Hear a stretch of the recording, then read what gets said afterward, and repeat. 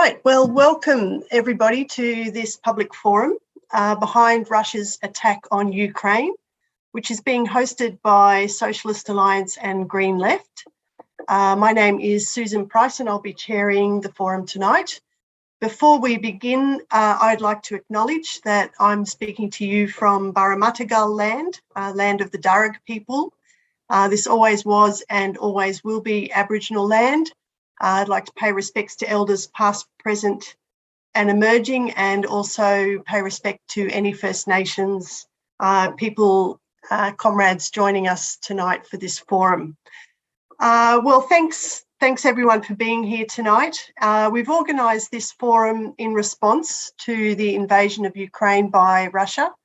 And certainly the invasion is drawing condemnation the world over, and calls are mounting on Russia to immediately withdraw its troops from Ukraine and for all parties to return to talks to de-escalate and work towards resolving this crisis.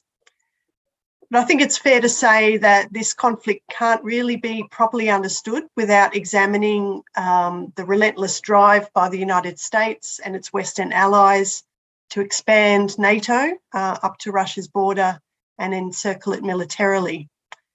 And tonight's discussion will cover some of this ground and also seek to answer the question as to how we can develop a united left response to these events and contribute towards building an anti-war movement that can oppose the war in Ukraine and militarism in all its forms, including that of the United States, its Western allies, whose actions, I think it's fair to say, have only escalated conflict in the region.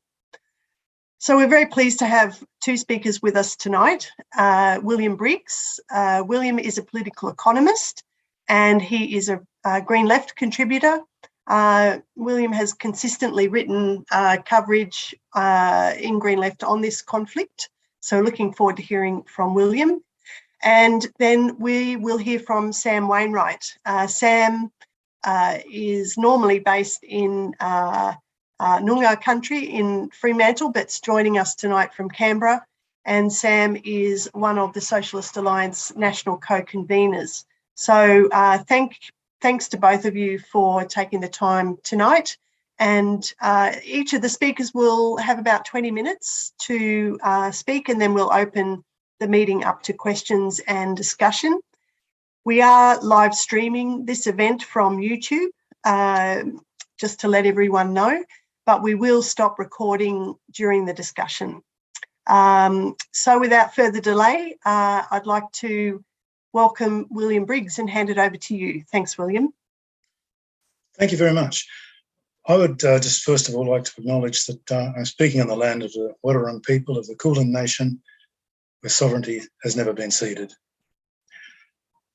Right, the fact that we are here having this forum is of itself a terrible thing.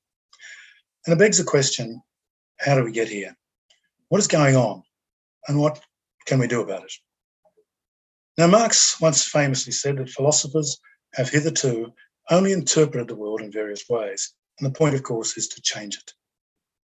What is happening in Ukraine needs to be interpreted.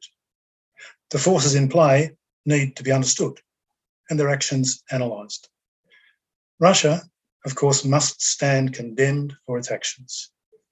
But ultimately, it is the USA and imperialism that remains the real enemy for us all. First, we need to interpret and then to change things. But that very first step is to understand why things are unfolding in this terrible way. Because if we were just to base our understanding of events on the hyperbole of the mass media, we might well be forgiven for just thinking that Putin woke up one morning, crabby, possibly hungover, and said, "Oh, I think I'll send the tanks in." Because our media ultimately leaves us feeling that history just began with this morning's newspaper. Or we might see Putin acting in a way to restore the Soviet Union, albeit a Soviet Union that has no pretense of supporting the working class that actually built the thing in the first place. We may be told many things, but what we won't see is any serious attempt at analysis. And why? Because the media is an arm of the state and has a job to do. And in moments of extreme crisis, it plays a crucial role in supporting the state and, by definition, capitalism. But even so, the level of pro-war propaganda being poured out is extreme. And it has the unashamed intent of convincing the public that if the crisis gets sharp enough, war is almost inevitable. There are some absolutes in all this, what is going on, and the Russian invasion cannot, under any circumstances, be accepted, even if it could and might be explained. Now that's clear. It's also clear that the current Ukrainian government is in large part a product of imperialist intrigue. The $5 billion that went into funding the anti-government forces in Ukraine in 2013, 2014 was for the US money well spent. And the other thing that ought to be clear is that the US and US imperialism has been able magnificently to manoeuvre things in such a way as to appear to be the good guy in all of this. Now, I once knew someone who, whenever asked a question remotely to do with politics, would look off into the middle distance, contemplate, and then sagely reply, "It's all to do with imperialism." He was generally wrong, but this time, had he been asked, well, I think we know the answer. And finding the right starting point on a timeline for this crisis shouldn't be that difficult. And it goes much further back than the debacle of 2013, 2014, and the installation of the pro-Western government in Ukraine. Significant moment, of course, is the collapse of the Soviet Union, but we need to go back a fair way earlier than that. And that moment in time was when NATO was formed in 1949, ostensibly to act as a security blanket against possible Soviet expansion. And then, just 6 years later, when that mirror organisation, the Warsaw Treaty Organisation, was formed to act as a security blanket against NATO aggression. Now, the Warsaw Treaty was, of course, dissolved in 1991 as the Soviet Union was getting its affairs in order. NATO, on the other hand, did not. It never went away and just got stronger.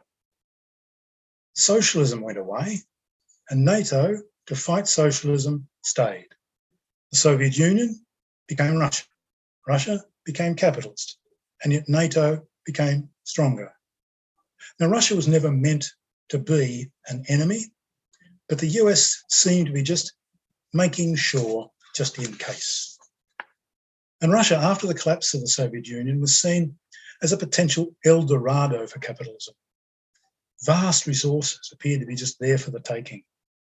And the best case picture for the US was to have Russia as a virtual reservoir and quarry. It's crudely put, but that's the way they were seeing things.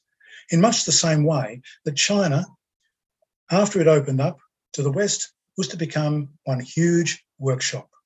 It was for the US to be hegemon heaven. But of course, things don't always work out according to the script. China just didn't cooperate in the end, became fully capitalist system, and is now set to eclipse the USA as global capitalist power. And things went fairly awry in Russia as well. Putin, his nationalist and authoritarian regime, arrived, and Russia quickly became that threat to the advance of America's vision. Consequently, NATO began its eastward march. The former Soviet territories became NATO's borders with Russia, and that familiar encirclement and militarization of the region ensued. The establishment of a pro-Western government in Ukraine was just the next inevitable step in a campaign aimed at weakening Russia. And in the lead up to this conflict, this war, Russia made two fairly simple demands. One, that NATO forces would withdraw to the 1997 borders, and that Ukraine would not become part of NATO. Now, this was not some bullying stance against a sovereign state, but it was simply a way of reminding the world of a deal that had been stitched up between the Soviet Union when it was crumbling, and the United States. James Baker, we all know, the Secretary of State in the Bush senior administration, fixed the deal with Gorbachev. East Germany would become okay for NATO, but that now famous "not 1 inch eastwards" slogan became, for a little while, a fact. But today, just about all former Soviet allies are part of that NATO alliance. And we've got to remember that the USA currently has more than 750 military bases in 80 countries. Russia is ringed by these bases, and is China. By contrast, China has just 4 bases outside its territory, and Russia has 10, although 7 of these are in former Soviet republics. But even so, the Russian invasion had a certain sense of inevitability about it. As the Putin regime gathered strength, there was a renewed call to patriotism, nationalism, and the symbols of past glories. You see, all states, if they are to survive, need to build a sense of legitimacy around them. We give you the right to govern us, and you offer us something tangible in return. A social contract is entered into. In the case of Russia, Putin maintained legitimacy by use of the symbolism both of Tsardom and Stalinism. Russia was great, Russia is great, Russia will be great. And it was a heady mix for a people who felt seriously let down and humiliated by the loss of power and prestige after the collapse of the Soviet Union. And when the carpetbaggers arrived, when the oligarchs crept up out of the mire, when life expectancy plunged, and when poverty just stalked the country. And for Putin, foreign policy is inevitably so closely tied to domestic policy. While his foreign policy might be questioned, and is certainly questionable, it makes sense from the point of view of trying to maintain credibility and legitimacy at home. Whereas the US interprets foreign policy in a way that is very different. Not just different to Russia, but to everywhere else on earth. It began its rise when imperialism was at its peak, and it learned how to play the game. Its foreign policy, naturally enough, includes political, diplomatic, economic elements, as do all states. There's nothing strange there. But force projection and military power has always been central to all American strategic thinking. The issue of the bases is just a case in point. And most recent figures point to an annual military global budget of more than $1.8 trillion, with the US making up about half of that amount. And it is constantly pressuring its allies to up the spending rate. And most disturbingly, just the other day, Germany declared that its percentage of GDP for the military was going to bump from 1.4 to over 2% of its GDP.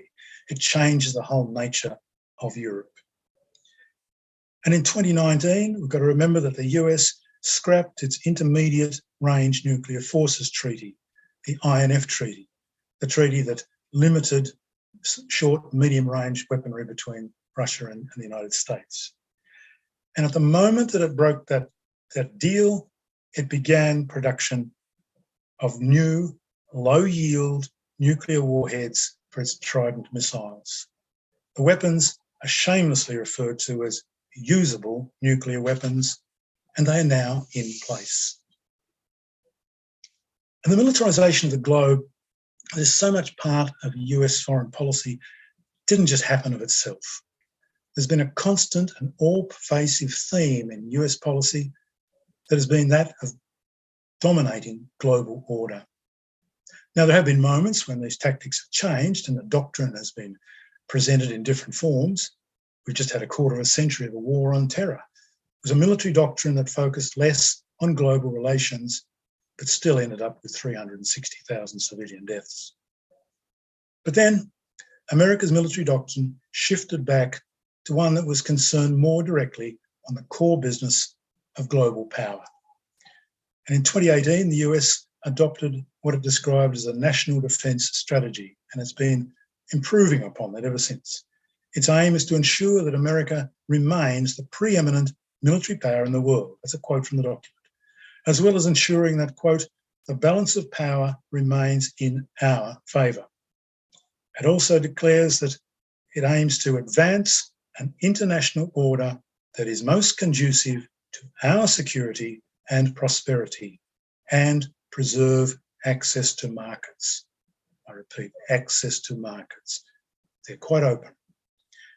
And one of the chief architects of this new doctrine is one Eldridge Colby. Now, he recently bobbed up again in our region, with focusing particularly on China. It was at the time of the Quad meeting in Melbourne, when he let it be known that the US was having serious trouble selling the idea of a war with Russia to its own people, and that only 13% of Americans considered it a particularly good idea to go to war with Russia. And he made the point that is so often kept from our gaze, that war and the preparations for war can be calculated in terms of economic gain and loss.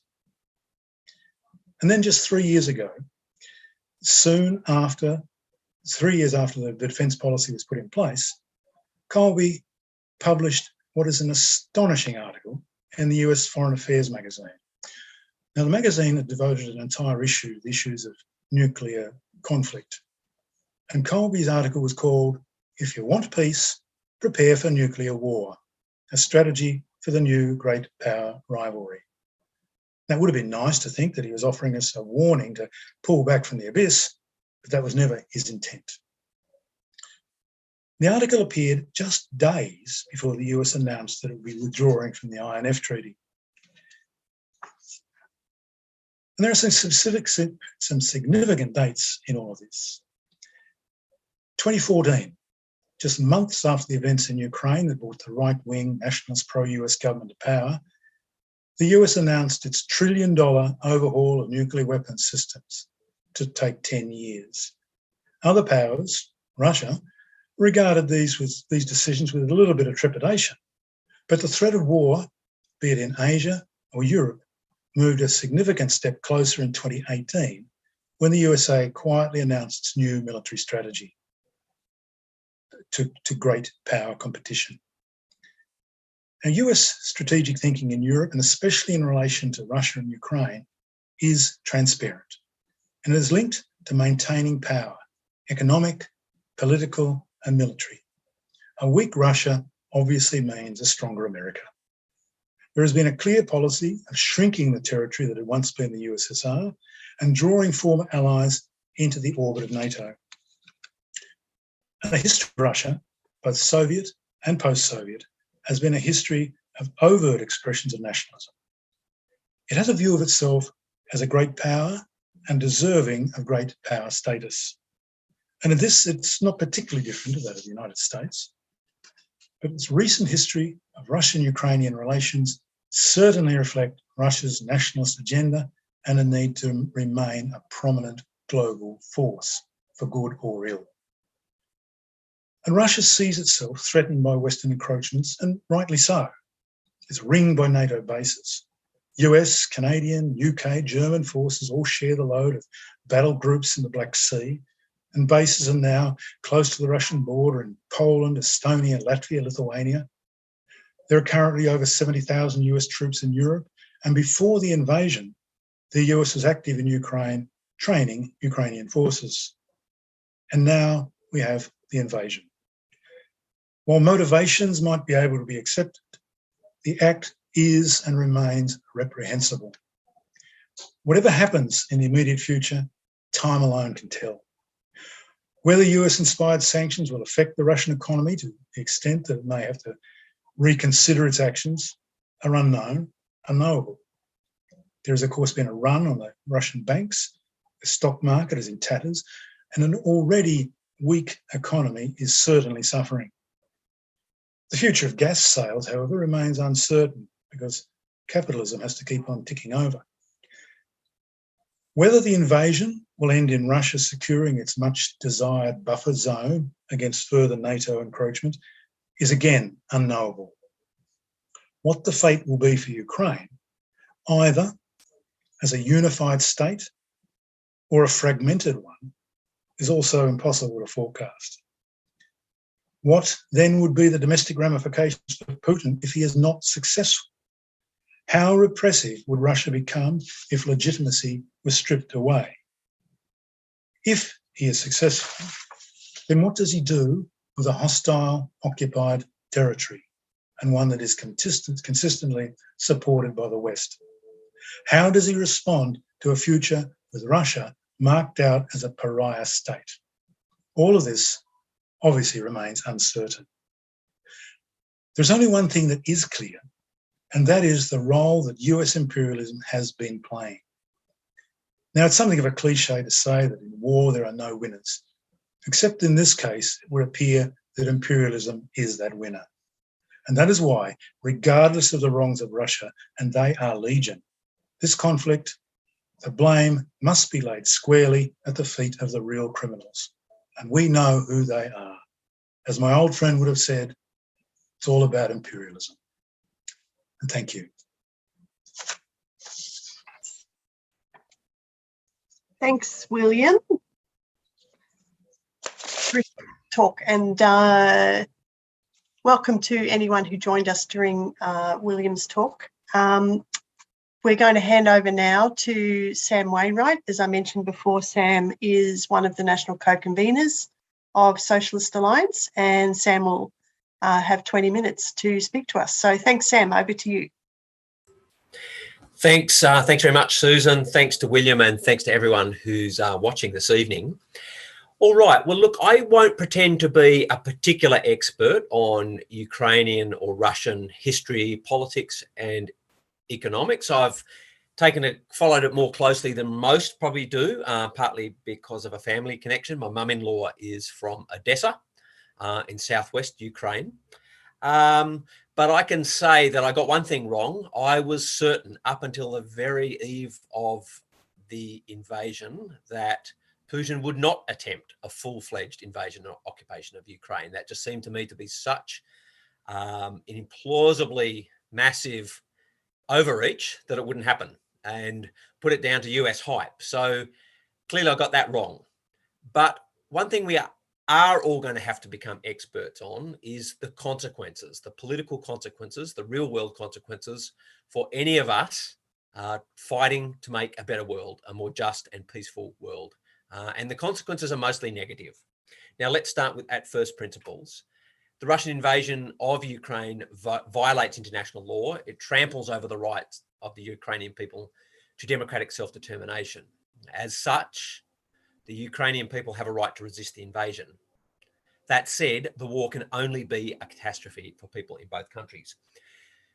Now, in examining the background to this war, I want to do it by picking up 4 factors that are important for understanding the context of the invasion, so that we don't just ascribe it to, Putin's madness or megalomania. Things that explain it, put in context, without tempering the fact that we have to condemn the invasion for what it is. Now, the first of those is Western hypocrisy and double standards. Now, I'm sure you've all got your own list of examples of those things. I'll just run through one that I brainstormed on the back of an envelope this afternoon.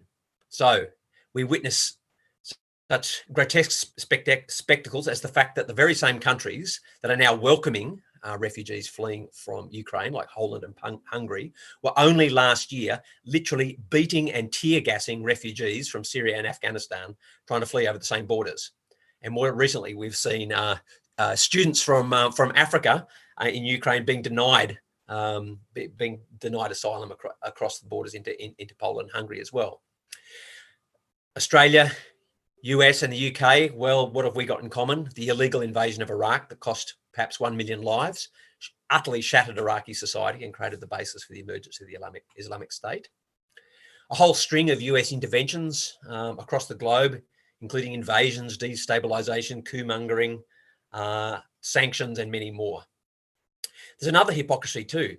That is that Western banks have been very happy to accept the billions of dollars from Russian oligarchs over the last 2 decades. Even after the devastating war in Chechnya, in which 80,000 civilians were killed, it didn't cause a ripple. And we should remember that when Russian oligarchs take their ill-gotten fortunes and invest them in Swiss, British and US banks, instead of investing them back in Russia, they're extracting wealth from Russian workers, keeping Russia relatively poor, a relatively poor and undeveloped country, and actually making the West richer. It's no wonder that Tory politicians, up until a week ago, were accepting donations from these very Russian oligarchs. The economic order in which we live is based upon the division between the wealthy industrialized world, with about 50% of the world's population, that suck wealth out of the poorer countries of the former colonial world or global south. And as we know, that world order is enforced with violence every single day of the week. So we're right to be furious with the sanctimonious hypocrisy of Western leaders. They have no problem with violence and destruction in Ukraine. What they are concerned about is their own economic and strategic interests. But none of that makes the Russian invasion right. And that's a point we have to, we can't dodge that reality. The second one is the second issue I want to briefly canvass is the nature of Ukrainian politics and society, because that's had a fair bit of airing in left-wing circles as well. Now, of course, Ukraine has a pro-capitalist government, but so does Russia and Australia. Now, it's certainly true that right-wing nationalism is a problem in Ukraine, and democratic space is compromised in Ukraine compared to Australia. While the genuinely sort of far-right or fascist political parties only achieve about 2% of the vote in the election, well, certainly in the last elections, they do have armed militias, which gives them far more weight in Ukrainian politics than they should have. There's also been the anti-communism laws, which basically ban, even the words socialism or communism being in political organisation names, ripping down of Soviet-era statues, the restoration and glorification of Nazi collaborators, particularly in the west of the country. However, it's wrong to jump ahead like Putin does, and some left-wingers do, and to say that Nazi or fascist ideas are dominant or predominant in Ukraine today.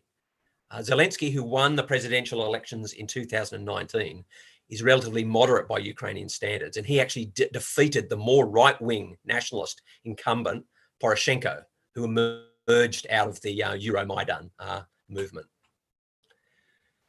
At the same time, more right-wing nationalist forces control the parliament, and they've blocked some of Zelensky's more progressive measures and are also fiercely opposed to any kind of settlement compromise in the Donbass, which they consider as a betrayal. The other important thing that's worth noting is that Zelensky actually won an overwhelming majority in the Russian-speaking areas of the country in 2019, and Poroshenko only won significant majorities in the very far west of the country.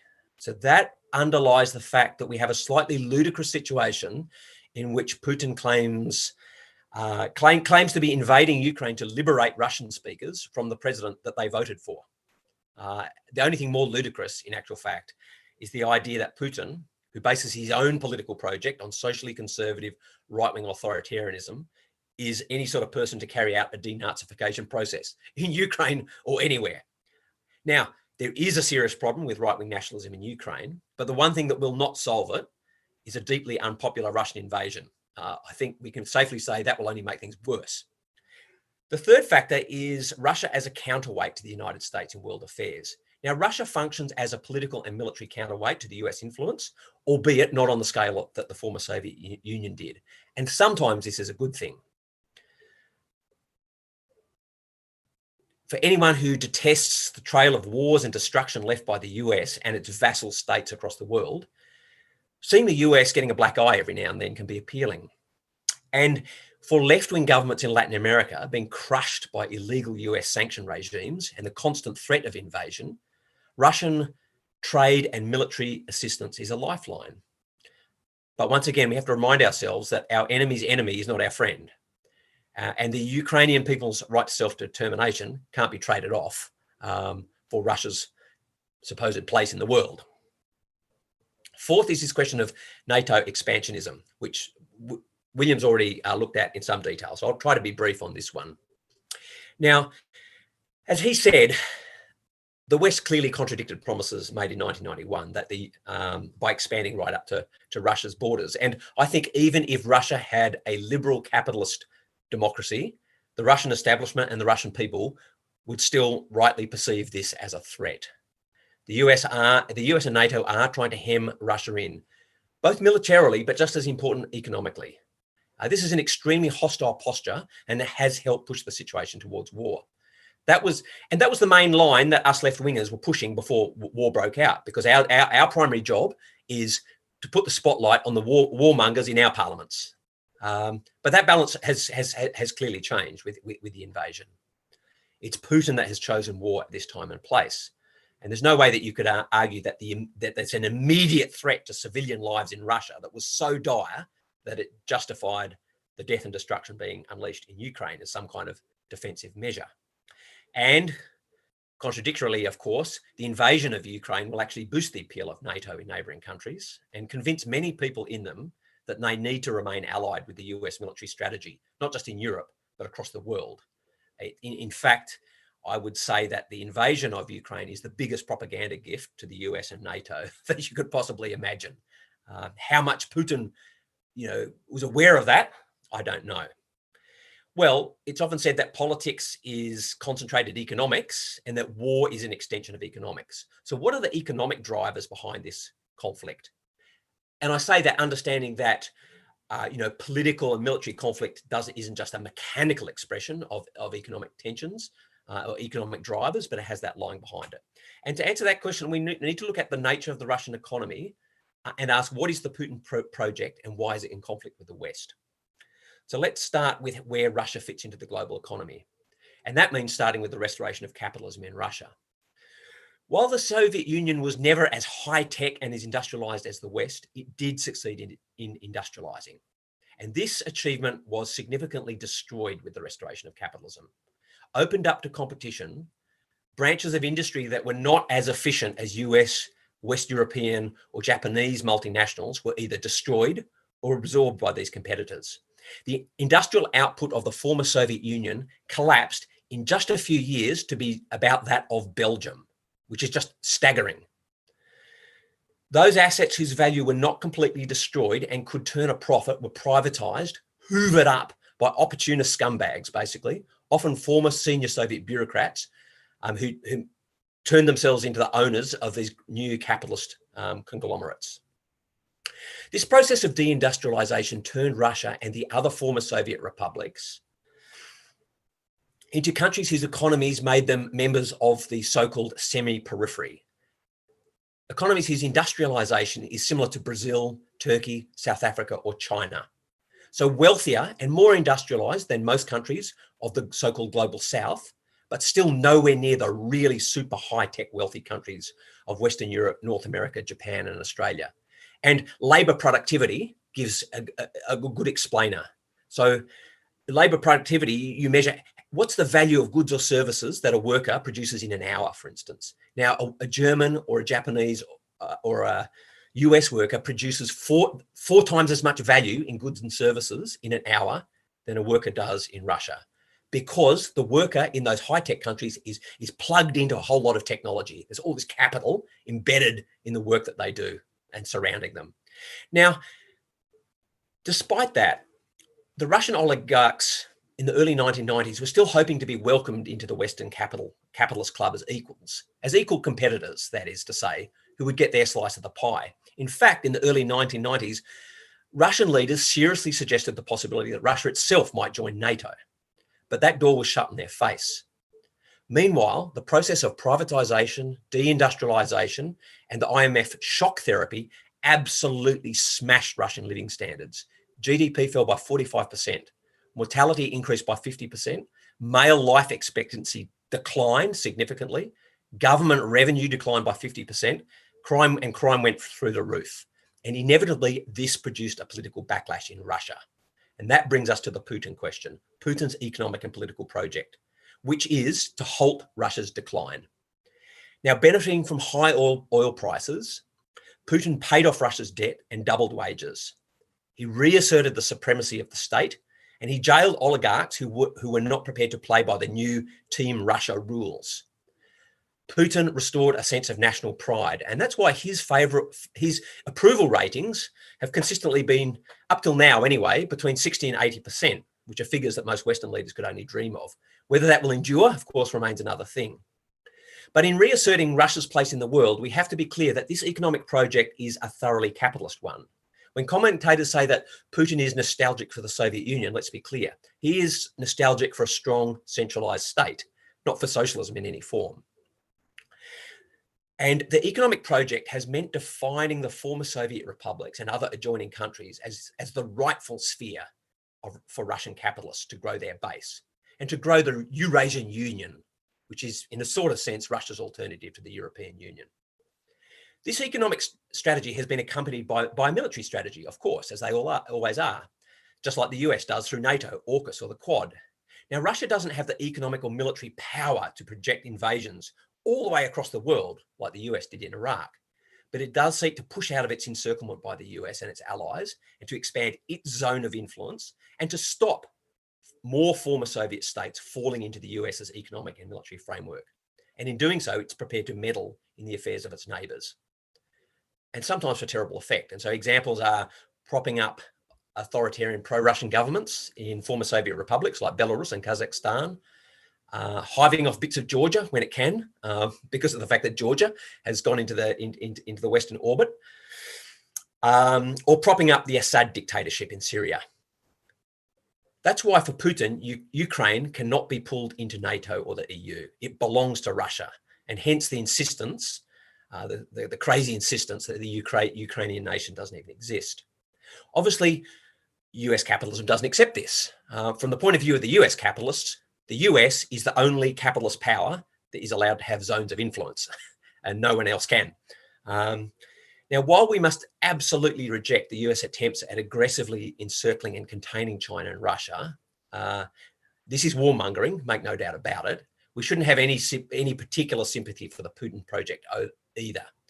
You know, Russia may not be an imperialist power in the way that we understand Russia's place in the world economy, but Putin certainly has imperial ambitions for Russian capitalism, expansionist ambitions for imperialist capitalism. And there's nothing remotely progressive or socialist or anti-imperialist about this in and of itself.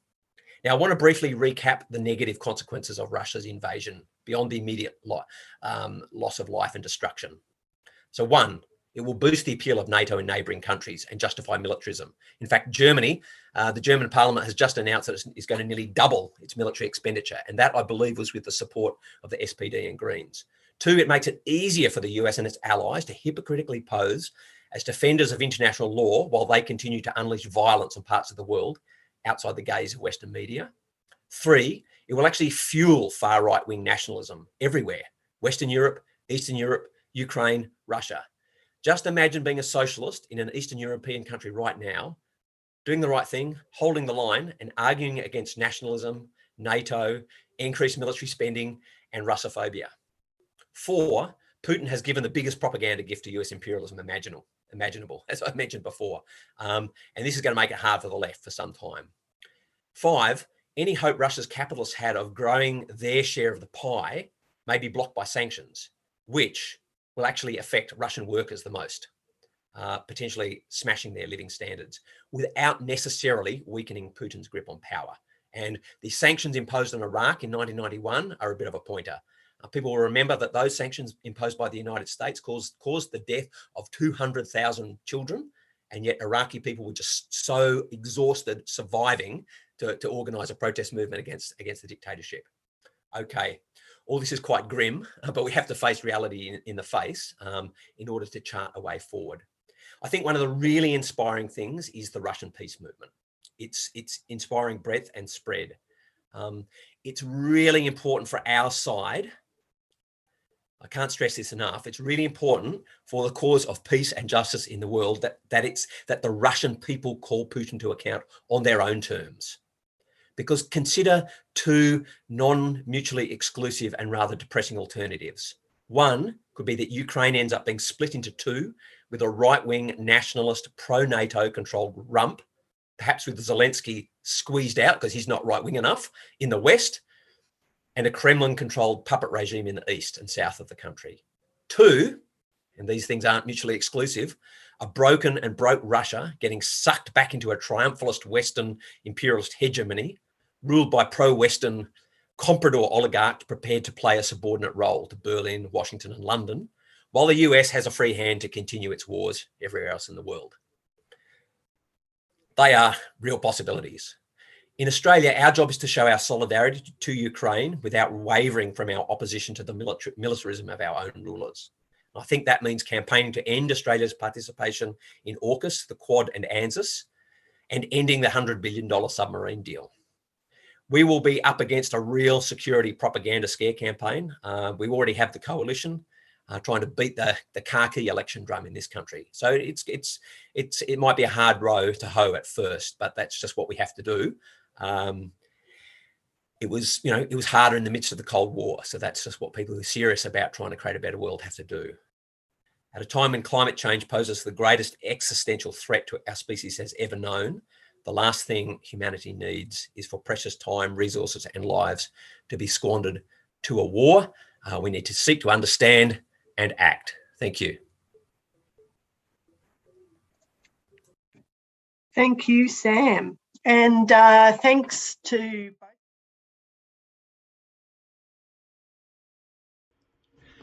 Thanks everybody for joining this live stream. If you are listening live, you can switch over to the Zoom call, which is linked in the Facebook event, which is linked to this YouTube event. Please also, if you're not already a subscriber to the Green F YouTube channel, please subscribe now.